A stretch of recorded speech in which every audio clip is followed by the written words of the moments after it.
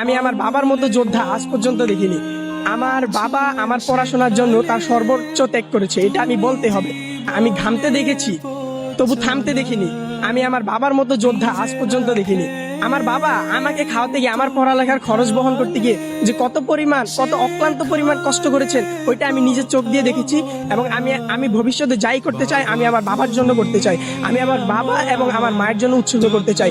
কিন্তু আমার জীবনের একটা আফসোস, আমি আজ পর্যন্ত আমার বাবাকে একবার জড়িয়ে ধরে কান্না করে বলতে পারি না, বাবা আমি তোমাকে ভালোবাসি, আমি একদিন প্রতিষ্ঠিত হতে চাই, বাবা আমি একদিন তোমার আদর্শ ধারণ করতে চাই। আমি এই কথাটা আমার বাবাকে কখনো বলতে পারি। আমি আমার তরফ থেকে আমার বাবা মাকে আমি যত সর্বোচ্চ স্থান দিতে চাই। আমার কাছে যদি সাধ্য থাকতো এবং আমার বাবা মা যদি ওইটা চাইতো, আমি আকাশের চারটা যদি পারতাম, আমি আমার বাবা মাকে এনে দিয়ে দিতাম। কারণ আমি আমার বাবা মার জন্য সর্বোচ্চ ত্যাগ করতে রাজি আছি।